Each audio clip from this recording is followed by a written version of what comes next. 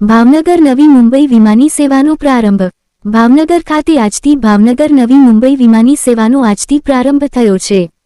કેન્દ્રીય ઉડ્ડયન મંત્રી કે રામમોહન નાયડુ અને કેન્દ્રીય રાજ્યમંત્રી નીમુબેન બાંભણિયા, કેબિનેટ મંત્રી જીતુભાઈ વાઘાણીની ઉપસ્થિતિમાં આજે ઇન્ડિગો એરલાઇન્સની ફ્લાઇટને ઝંડી ફરકાવી રવાના કરી હતી। જ્યારે આ પ્રથમ ફ્લાઇટમાં ભાવનગરના 30 જેટલા દિવ્યાંગ બાળકોએ મુસાફરીની મજા લીધી હતી। લાંબા સમયથી ભાવનગરવાસીઓની માંગને સાકાર કરતા કેન્દ્રીય ઉડ્ડયન મંત્રીએ આજે ભાવનગર ખાતે ઉપસ્થિત રહી ભાવનગર નવી મુંબઈની ગેલી વિમાની સેવાનો પ્રારંભ કરાવ્યો હતો। ભાવનગર આવી પહોંચેલા કેન્દ્રીય ઉડ્ડયન મંત્રી કે રામમોહન નાયડુનું ભાવનગરમાં ભવ્ય સ્વાગત કરવામાં આવ્યું હતું। આજથી પ્રારંભ થયેલી પ્રથમ ફ્લાઇટમાં ભાવનગરના 30 જેટલા દિવ્યાંગ બાળકોને મુંબઈની સફરે રવાના કર્યા હતા। જે પૂર્વે બોર્ડિંગ પાસ અર્પણ કરી ઝંડી ફરકાવી ઉપસ્થિત મહાનુભાવોએ ફ્લાઇટને રવાના કરી હતી। દીપ પ્રાગટય અને કેક કટિંગ સાથે આ આનંદના અવસરની ઉજવણી કરી હતી। ત્યારબાદ ભાવનગરના શ્રેષ્ઠીઓ દ્વારા ઉડ્ડયન મંત્રીના ખાસ સન્માનનો કાર્યક્રમ યોજ્યો હતો, જેમાં તેઓ ઉપસ્થિત રહ્યા હતા અને ત્યાં પણ તેનું ભવ્ય સ્વાગત કરવામાં આવ્યું હતું।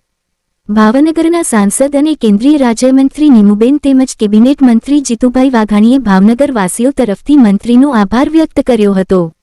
જ્યારે ઉડ્ડયન મંત્રીએ પણ આ અવસરે કહ્યું કે ભાવસભર ભાવનગરમાં તેનું સન્માન અવિસ્મરણીય બની રહેશે। તેમજ કહ્યું કે હાલ શરૂ થયેલી ભાવનગર નવી મુંબઈ વચ્ચેની વિમાની સેવા કે જેમાં અહીંના વેપારીઓ અને લોકો પોતાના કામે સવારે મુંબઈ જઈ રાત્રે ભાવનગર પરત આવી શકશે। રિપોર્ટ હિરેનભાઈ ચૌહાણ।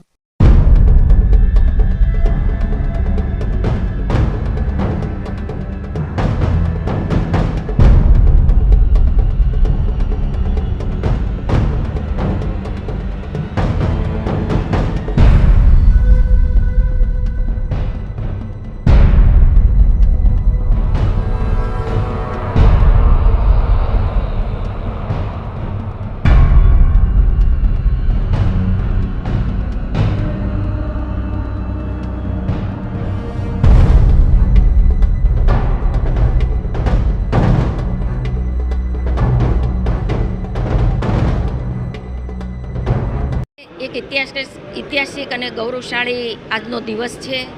ભાવનગરથી નવી મુંબઈ 2 ફ્લાઇટ એનો શુભારંભ આજે થયો છે। ભારત સરકારના કેન્દ્રીય નાગરિક ઉડ્ડયન મંત્રી કે રામમોહન નાયડુ સાહેબ ખાસ પ્રથમ ફ્લાઇટને ફ્લેગ ઓફ કરવાના છે। આદરણીય વડાપ્રધાન શ્રી નરેન્દ્રભાઈ મોદી સાહેબના નેતૃત્વમાં ભાવનગરને કનેક્ટિવિટી મળે અને ભારત દેશમાં ખૂબ વધારે કનેક્ટિવિટી મળવા જઈ રહી છે। આપણા ગુજરાતના મુખ્યમંત્રી ભૂપેન્દ્રભાઈ પટેલ સાહેબ અને આપણા નાયબ મુખ્યમંત્રી હર્ષભાઈ સંઘવી અને અમારા મનસુખભાઈ માંડવિયા સાહેબ કેબિનેટ મંત્રી દ્વારા અનેકના સહયોગથી આજે ભાવનગરને નવી મુંબઈ 2 ફ્લાઇટ મળવા જઈ રહી છે। સવારે 8:35 એક ફ્લાઇટ નવી મુંબઈ જશે અને સાંજે 8:50 એક ફ્લાઇટ, એમ કરીને 2 ફ્લાઇટો મળવા જઈ રહી છે। આપના માધ્યમથી સૌને અનુરોધ કરું છું, વેપારી જગતને, ખાસ કરીને ધોલેરા સાથે જોડાયેલા સાહસિક ઉદ્યોગો, અલંગ શિપયાર્ડ અને પાલિતાણા તીર્થયાત્રા આવતા આમ અનેક વેપારી એસોસિએશન દ્વારા જે પણ વધારે ને વધારે મહત્તમ લાભ લે એના માટે પણ શુભેચ્છાઓ નેતૃત્વમાં હંમેશા સંવેદના સાથે સબકા સાથ સબકા વિકાસના મંત્ર સાથે આજે ભારત આગળ વધી રહ્યું છે। ત્યારે આ પ્રથમ ફ્લાઇટની અંદર આજે 30 દિવ્યાંગો એમને પણ આ પ્રથમ ફ્લાઇટમાં નવી મુંબઈ મોકલી રહ્યા છીએ। એમના જીવનમાં પણ ખુશી આવે અને સૌના જીવનમાં ખુશી આવે એ પ્રકારે આજે આ નવી ફ્લાઇટનો શુભારંભ થવા આજે આપણા કેન્દ્રીય નાગરિક ઉડ્ડયન મંત્રી રામમોહન નાયડુ સાહેબ પણ પ્રથમ ફ્લાઇટને ફ્લેગ ઓફ કરી અને આજે આ શરૂ કરવાના છે। 2 नए इंडिगो के मुंबई के लिए कनेक्टिविटी, नवी मुंबई के लिए कनेक्टिविटी आज से शुरुआत करी है, तो इसके लिए मैं भावनगर की पूरी जनता को मैं बधाई देता हूँ। और इसके लिए मैं खास करके बोलना चाहूँगा कि यहाँ से सांसद और हमारे केंद्र मंत्री जी नीमूबेन जी, इसके लिए काफ़ी इन्होंने कोशिश की थी और हमसे काफ़ी बार दिल्ली में भी मिल चुकी है ये डिमांड को आगे बढ़ाने के लिए। उनका भी काफ़ी प्रयास रहा है, जिसके तरह से हम भी एयरलाइंस के ऊपर दबाव डाल के ये नया कनेक्टिविटी को हमने शुरू किया है, तो हम सब के लिए एक बहुत ही खुशी की बात है। और मेरा मन था कि जब भी यहाँ से शुरू होगा तो मैं पर्सनली आऊँ, यहाँ पे भी ये स्टार्ट करूँ और यहाँ के एयरपोर्ट की फैसिलिटीज़ भी देखूँ। तो आज हमने जहाँ पे देखा है तो बहुत अच्छा लगा। यहाँ पे बहुत खुशी का वातावरण है, एक उत्सव का वातावरण है भावनगर में। तो इससे पता चलता है कि हमारे देश में नागर विमानन के लिए, हवाई यात्रा के लिए किस तरह से डिमांड बढ़ी है। इसका पूरा श्रेय जाता है हमारे आदरणीय प्रधानमंत्री नरेंद्र मोदी जी को, जो हमारे विजनरी हैं, डायनेमिक हैं और दूरदर्शी सोच के साथ काम करते हैं। तो उनका जो 12 साल पहले एक प्रयास था कि ये आम आदमी के लिए ये हवाई यात्रा होनी चाहिए, हवाई चप्पल से हवाई जहाज का सफर हमें करवाना चाहिए। उसको हमने पिछले 10 साल में सच करते हुए देखा है, उसको वास्तविकता में हम अभी देखा है। और हमारे एयरपोर्ट की संख्या डबल हो गई है 2014 से। अगर देखेंगे एयरक्राफ्ट की संख्या डबल हो गई है, पैसेंजर्स की संख्या डबल हो गई है।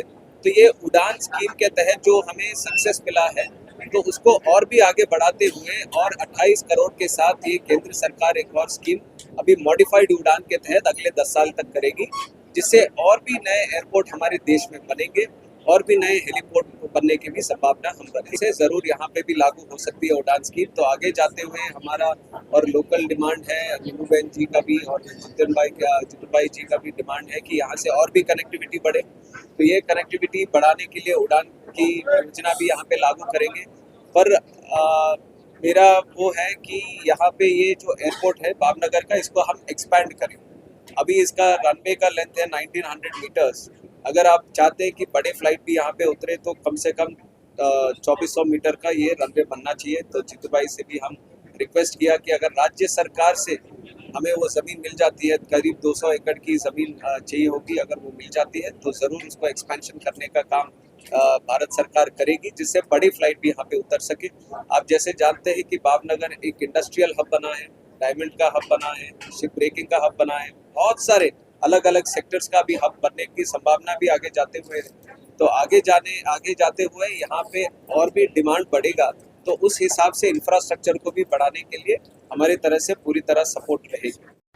संडे मॉर्निंग तो आप सब लोगों के लिए छुट्टी का होता है या घर का काम के लिए होता है, अपना पर्सनल काम के लिए, पर आपने वो सब छोड़ के इतना अच्छा कार्यक्रम यहाँ पे किया, हमें स्वागत किया, हमें इतना सम्मान दिया।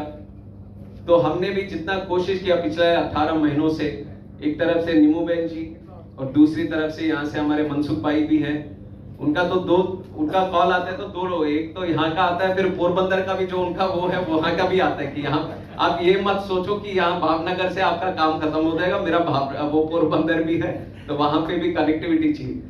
तो ऐसे हर जगहों पे जो छोटे छोटे एयरपोर्ट भी हैं वहाँ पे संभावनाएं बढ़ रही है कि और भी हमें कनेक्टिविटी की जरूरत है।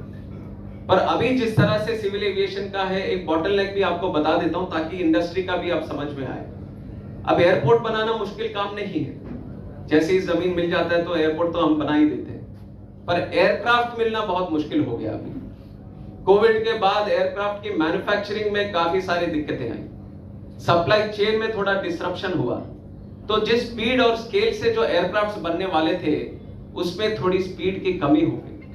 तो इसलिए हमारे पास कितने ऑर्डर है भारत के पास? अभी 1700 ऑर्डर बाकी हैं, और ये कब तक आएंगे 1700? अगले 14-15 साल हो जाएंगे जब तक आएंगे हमारे इसमें। और इसके लिए पायलट कितने चाहिए होंगे? 30,000 तक पायलट चाहिए होंगे। तो आगे देखिए कितना डिमांड हमारे पास है। अभी वो डिमांड देखते हुए इतने सारे ऑर्डर्स हमारे एयरलाइंस के कंपनीज ने अभी कर दिया है। तो जैसे ही हमारे एयरक्राफ्ट और आने लगेंगे तो एयरलाइंस के लिए भी और आसानी हो जाएगा कि जो नए आकांक्षाएं, जो नए डिमांड से ये एयरपोर्ट से कनेक्टिविटी का, वो सबको भी वो पूरा करें।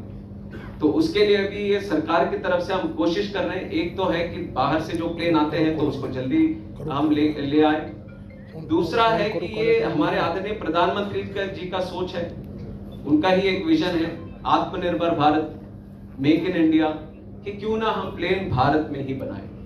तो उसके लिए भी अभी थोड़ा फाउंडेशन हम चला रहे हैं। एम्ब्रेयर का प्लेन ब्राजील में बनता था, उसके साथ हमने एग्रीमेंट किया कि वो भारत में बनाएंगे अभी।